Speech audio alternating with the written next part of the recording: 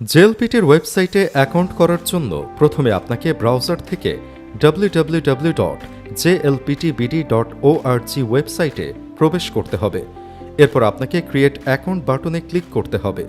Create account বাটনে click করার পর আপনার নাম, ইমেল অ্যাড্রেস, ফোন নাম্বার এবং পাসওয়ার্ড দিয়ে ক্রিয়েট অ্যাকাউন্টে অপশনে ক্লিক করতে হবে। ক্রিয়েট অ্যাকাউন্টে ক্লিক দেওয়ার পর আপনার ইমেইলে একটি ওটিপি যাবে। সেই ওটিপিটি দিয়ে ভেরিফাই অ্যান্ড কমপ্লিট রেজিস্ট্রেশন অপশনে ক্লিক করতে হবে। এরপর আপনাকে গো টু প্রোফাইল অপশনে ক্লিক করতে হবে। প্রথমে আপনাকে আপনার ফোন নাম্বারটি ভেরিফাই করতে হবে। এরপর আপনাকে date of birth, gender, NID number, father's name এবং মাদার্স নেম দিতে হবে। এরপর নেক্সট বাটনে ক্লিক করতে হবে। এই ধাপে আপনাকে ডকুমেন্ট সাবমিট করতে হবে।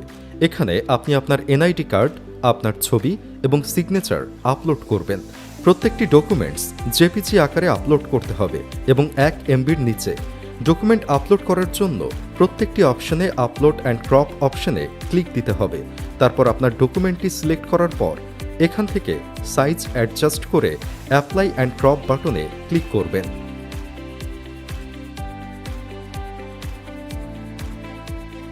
এরপর আপনাকে নেক্সট বাটনে ক্লিক করতে হবে।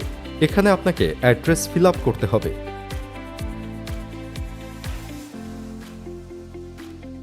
অ্যাড্রেস ফিল আপ করার পর নেক্সট বাটনে ক্লিক করতে হবে। এখানে আপনি যে ইনস্টিটিউট থেকে পড়াশোনা করেছেন সেটা সিলেক্ট করবেন, না হয় আদার্স অপশনে সিলেক্ট করবেন। আদার্স অপশনে ক্লিক দিয়ে আপনার ইনস্টিটিউটের নাম দিয়ে নেক্সট অপশনে ক্লিক করবেন। এরপর আপনি আপনার যাবতীয় তথ্য সঠিক আছে কিনা তা দেখে নেবেন। তারপর আপনি এই বক্স দুটিতে ওকে দিয়ে কনফার্ম অ্যান্ড সেভে ক্লিক করবেন। ইয়েস পার্মানেন্টলি সাবমিট বাটনে ক্লিক দিতে হবে। এখানে আপনাকে একটি ওয়ার্নিং দেখাচ্ছে। সাবমিট করার পর আপনি আর এডিট করতে পারবেন না। সাবমিট করার পর যদি এডিট করতে চান তাহলে এডিট রিকোয়েস্ট পাঠাতে হবে। তাই সাবমিট করার আগে ভালো করে দেখে নেবেন যেন কোনো ভুল না থাকে। সবকিছু ইনফরমেশন ঠিক থাকলে ইয়েস সাবমিট পার্মানেন্টলি অপশনে ক্লিক করবেন। তারপর এখানে আপনাকে একটি ক্যান্ডিডেট কোড দেখাচ্ছে। এটি পরবর্তীতে বুকিং দিতে গেলে কাজে লাগবে। এই কোডটি আপনি আপনার ড্যাশবোর্ডেও দেখতে পাবেন। এই কোডটি আপনার কাছে সংরক্ষণ করে রাখুন। পরবর্তীতে বুকিং অপশনে যখন বুকিং অ্যাভেলেবেল হবে সেখান থেকে আপনি পরীক্ষার জন্য আবেদন করতে পারবেন।